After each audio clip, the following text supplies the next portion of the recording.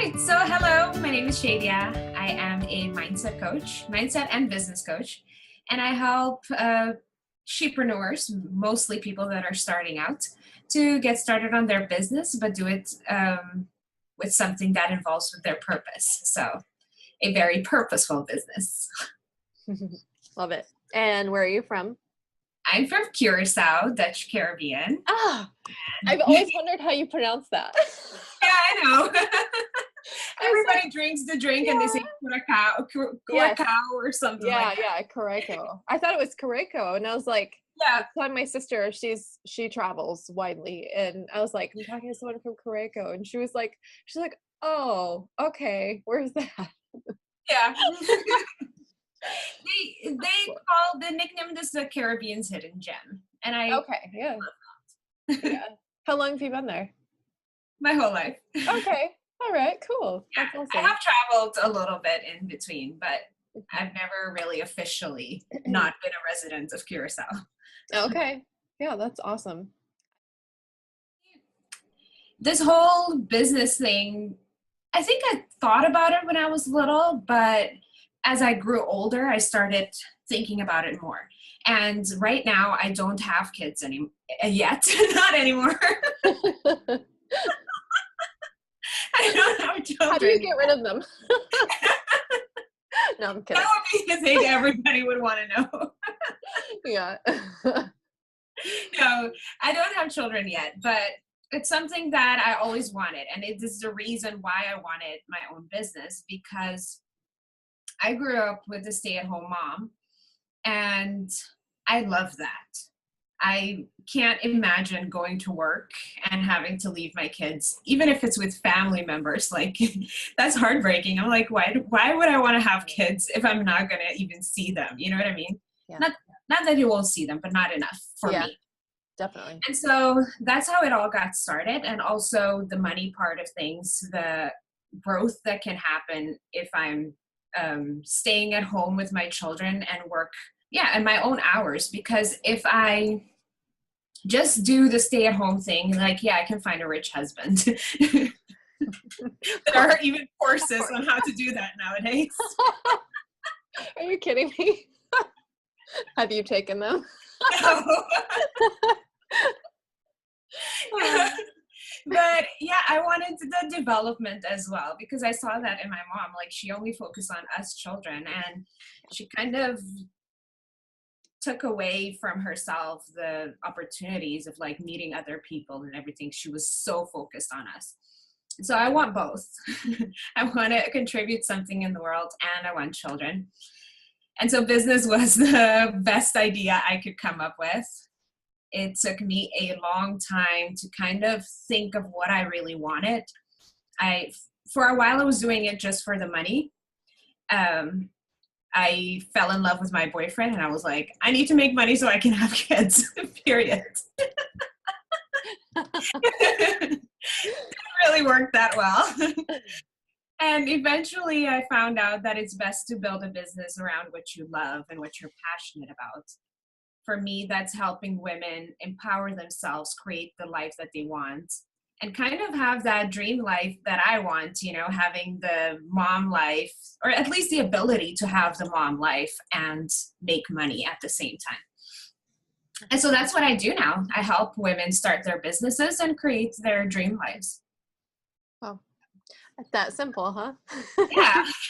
So how does that work? Like, do you coach them online? Do you do videos like this, or coaching sessions like this, or what does that look like?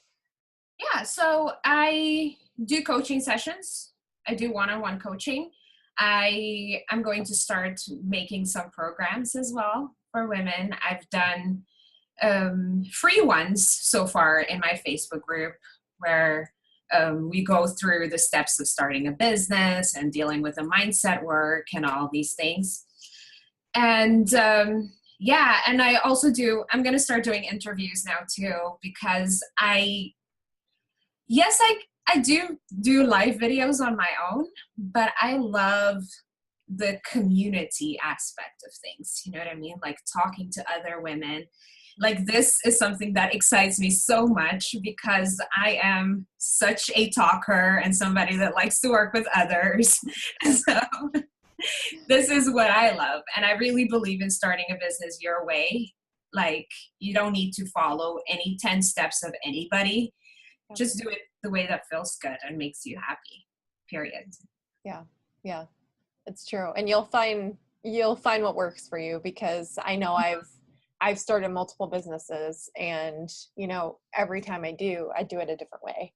And every time I do, it's a little better too. So you definitely learn as you go, and we find what works for us. So. Yeah. And you're in different stages of your life. Different things don't work depending on who you are and what you like. I think, first of all, it starts in the mind, because I realize a lot of women wants to have their own businesses, but it's hard sometimes to kind of get over the blocks and the things that are holding them back. So when it comes to like moms, the number one thing is time, mostly. And it's finding the time that you can find to start. Because a lot of times when people think of starting their business, they think of the perfect scenario, having enough time, money, already having clients probably, or different things, having the know-how, technical know-how. That's another thing that holds women back a lot of times. But these things don't have to fall in line for you to start. Like, if you decide this is what I want, with every place where you are stuck, you can find a solution. And it's not about seeing the whole staircase. It's about taking one step at a time. And so that's something that I talk about a lot, because I was there, you know, I wanted everything to be perfect for me to get started, but it doesn't really work that way. Yeah. Well, and you're in a good area where you're not a mom yet, you know, you want to be one. And I did something similar, actually. It was before I had kids, when I started working for myself, because I knew someday I'd want that flexibility. But for the mom who can't, who's already, you know, she already has kids, she's already maybe even working full time, and her kids are, you know, she wants to be home with them more. What is a first step she can take? Like a concrete, here's the first thing you should do. If she doesn't know which business to start yet, I would start by asking, what is your purpose? No, that's the hardest way to answer it. But like, what is the message that you want to communicate to the world? What are things that you can talk about for hours? What are you passionate about? You know, these kinds of questions, they start to trigger you to think of a business idea that is easy for you, at least easy to flow out of you. You know what I mean? Because you already know certain things about it, and it's easier to talk about. And it's totally different than, you know, because I see a lot of moms get into MLM businesses, and I'm not against that at all. But if you do it just for the product, it's going to be like pulling teeth if you're not like really related to that product. And not just because a product worked for you, does it mean that it will be fun to sell. Yep. So it's about finding that thing you want to talk about. And it could be a product too, but it must be something that you are passionate about, because then it will be easier. And then when it comes to finding the time, just find the time that you have available. If it's 30 minutes a week, like, it's hard on moms, I know it is. So if it's 30 minutes a week, don't discard that and say, I only have 30 minutes a week. Just multiply that by 52 and you already have like 26 hours that you worked on your business, which is way better than starting the following year with zero time put into your business. And so that's what I always say, just use what you have. And if it takes you 3 years to build a business just because you're a mom, and you are also working full time, then take those 3 years, but you'll be glad in 3 years from now that you started, for sure. Yeah, definitely. And I would just add to that too, that, you know, if you only have a half hour or if you only have like 10 minutes a day, you know, prioritize and do the things that are actually going to make a difference for your business.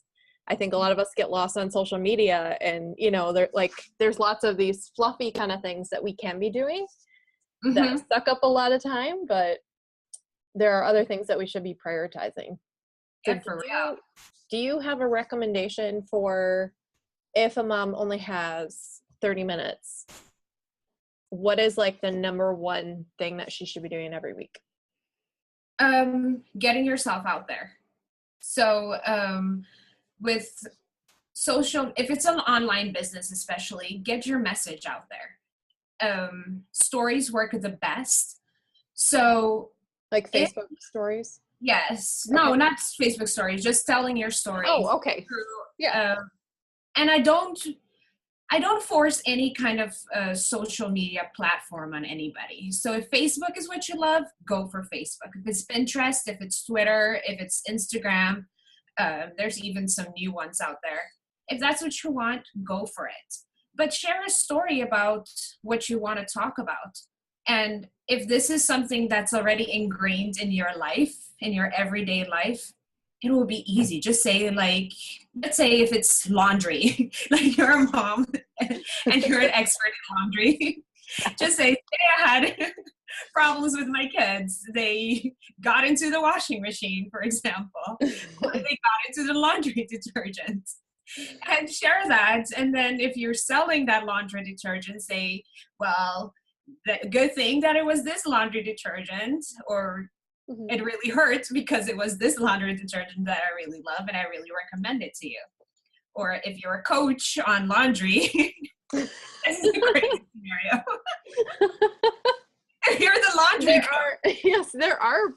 You know, I've actually heard, I heard of someone who was like an organizational coach, which I think there are a lot of moms who would pay good money for that. You know, it's like, if it makes your job easier, if it makes your life easier. So yeah, that's a good example. It's like, weave it into your life, tell it as a story, and then makes it easier to sell. And people can connect with that. If you say, buy this laundry detergent, it's totally different than a funny story about your kids or how it took you years to find the right laundry detergent. People will connect with that easier. Yeah. And speaking of super niche down coaches, there's so many. Like, there's also relocation coaches nowadays, which I found super cool. That is cool.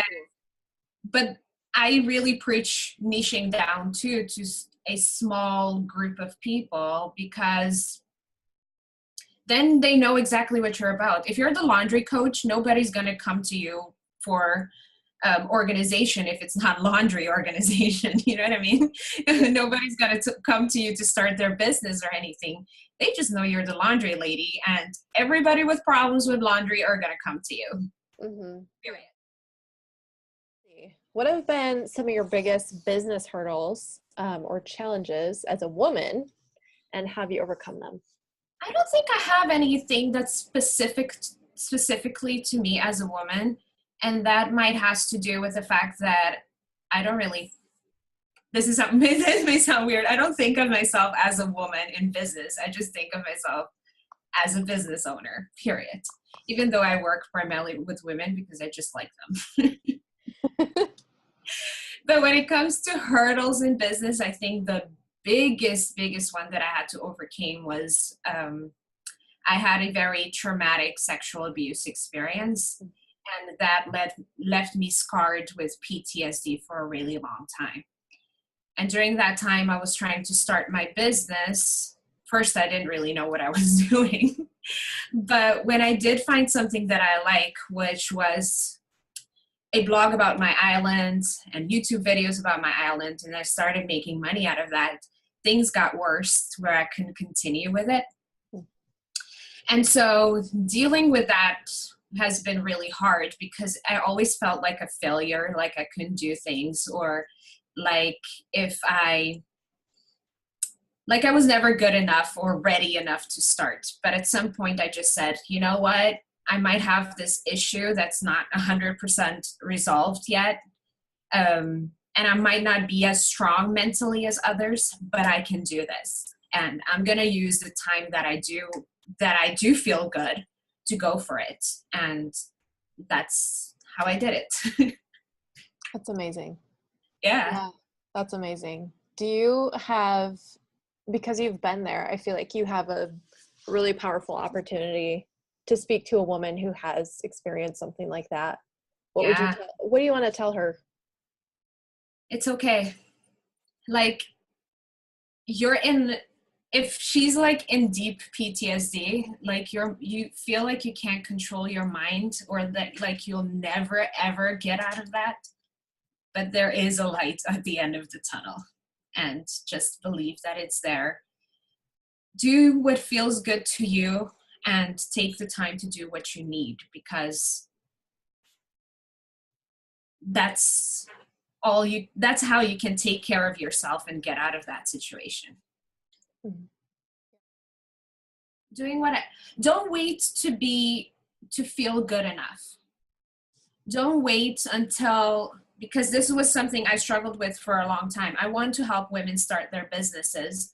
And when people are talking to me, like normal people in my life, I give them so many great ideas and I talk to them through so many things, and every excuse they would come up with, like I can counter them like that. Yep. Sometimes people don't like that, but that's what I do as a coach too. Like I won't let you have excuses. But I thought that I needed to have a successful multi-million-dollar business to help others. But the truth is, we can always help people that are a few steps behind us. And people feel more comfortable with that because you were there just a few months to a year ago versus somebody that's already up here at the millions. They might not connect with somebody that's just wondering which business to start as well anymore. So that goes for everything. If you want to do coaching, you can just start where you're at. There's something you learned in your life at some point that you can help someone else with. Yeah, that's great. And it's so true. I mean, I've only been, my business that I make the majority of my income from is social media management. And I wasn't even doing it 4 years ago.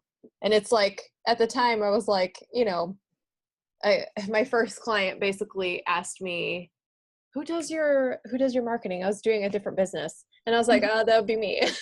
They ended up hiring me. And I was like, oh, maybe this can be a business. Like I had no idea what I was doing. And then, it's like, you're like, well, I know more than my clients. So, and they need my help with this. You know what I mean? Like I've been doing social media and my clients haven't been. So it's like that tier where you can move up the ladder and learn as you go too. Yeah, true. Just like a mommy doing laundry. Oh my goodness. It is. Yeah.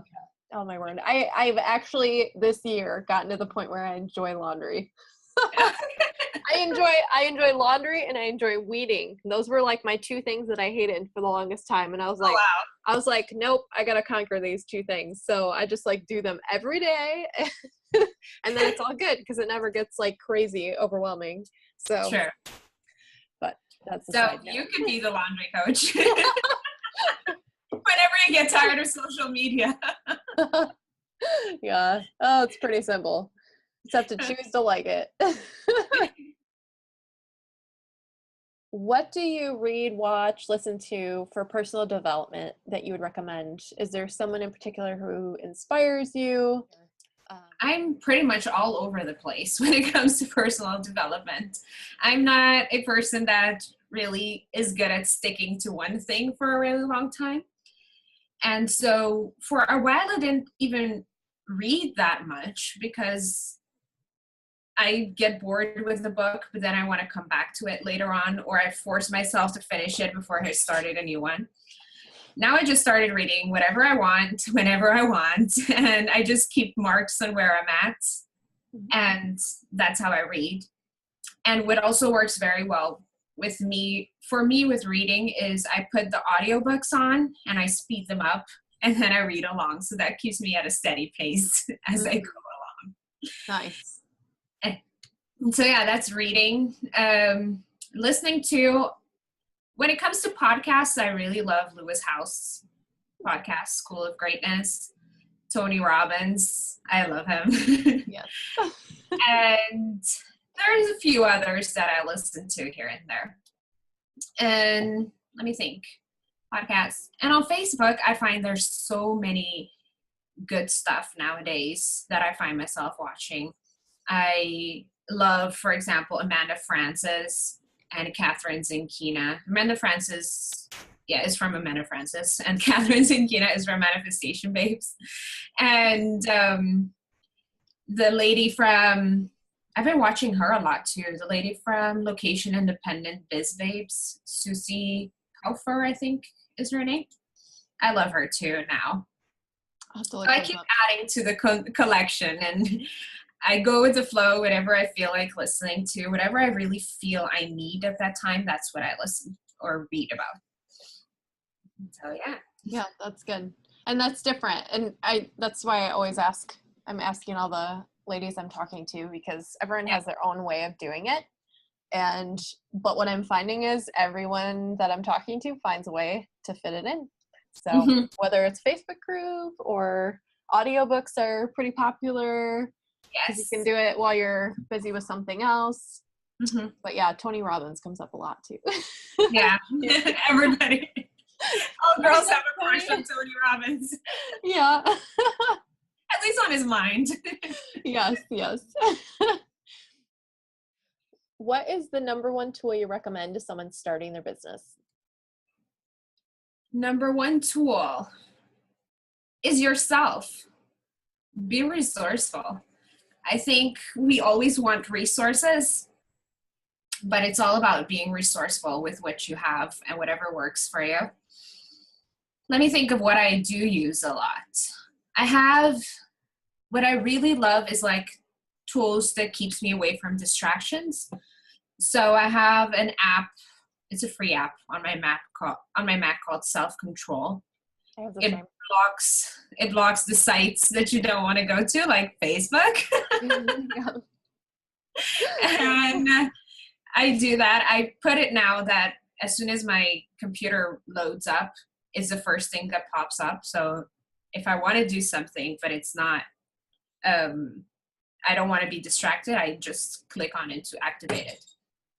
Okay. And then I also have this app called Forest, and it lets you grow a tree on your phone. But if you touch your phone or try to go to certain, get out of that screen, your tree dies. And it's so sad and heartbreaking to see that tree die. I can see how that would work though. That's cool. I haven't heard of that. It's just Forest, and that's free too. So I will have to get that. Yeah. May as well guilt trip ourselves into using our technology less, right? And if you just turn on the phone, it'll have that screen on it says, stop looking at your phone. Brilliant. Yeah. That's good.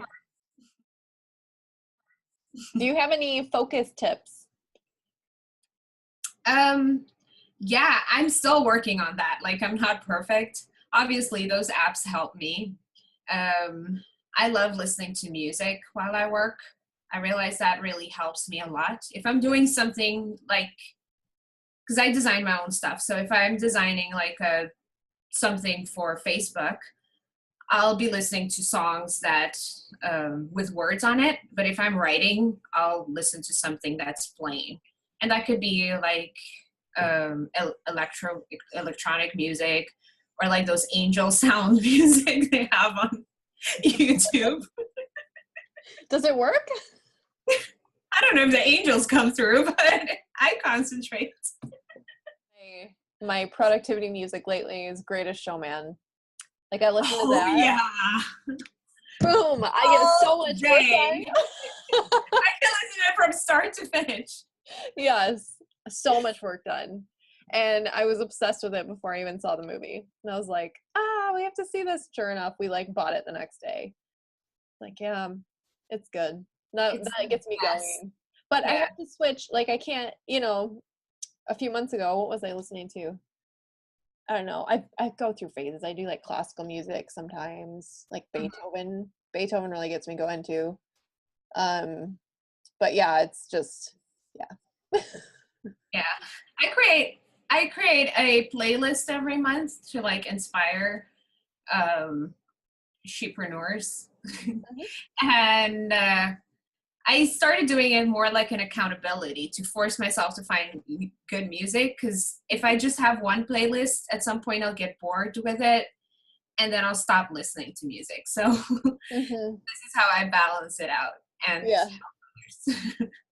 Cool. You should send me a link to it so I can put it in the post. I'll send you my Spotify link, because every month there's a new playlist. Okay, cool. Well, the lesson I'm constantly learning these days is to surrender. Like, stop stressing about everything and just accept things as they come. Not in the way of not doing anything, but when something doesn't go my way, I'm surprisingly okay with it now. Because I think with business, and this is like super important, I guess, for moms too. Like, I used to make a schedule and force myself to stick with it. Like, if something happens, like I get sick or the electricity goes away or whatever happens, I would feel so devastated for days. And that, of course, will hinder my productivity for the next few days. And it was just like one thing that didn't go my way, like a spoiled child. Yes. But yeah, I go with the flow now. If something didn't work this time, I either just change it up and do it another way, or I just scrape that. And I'm okay with letting things go. You know what I mean? Like, I do realize that if it doesn't work out today, it might work out 2 months from now. And that's totally cool too. Yeah. Yep. And that resonates with me too, because I always struggle. Like, I live in America, you'd think we have everything we need, but I honestly live out in the country in the middle of nowhere.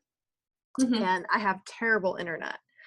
And I live in Michigan, and we have like lots of trees. So the trees actually like grew so that we had to chop the tops of the trees off to get internet from satellite.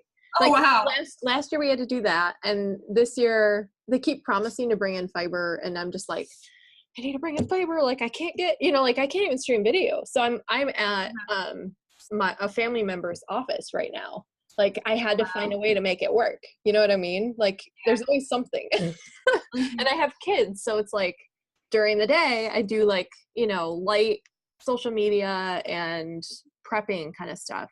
But then I have 2 nights a week, I actually have to leave my house and like go somewhere where I can get good internet and do these things. So there's always a way. And all the time I thought you were like a doctor with like all these certificates. Oh, no. Those are my dad's. I know. And he has an office in a financial advisor's building. And so last time I was in her office, and it had like her certificates in the background. Like, no, I'm not a financial planner. That's how you become resourceful, and now you have this video that you can use, or maybe you can just record video and upload them, in bulk or whatever. So that's about becoming resourceful, because it doesn't mean you should stop doing videos, period. You know what I mean? Yep. Mm-hmm. Yeah. I love that.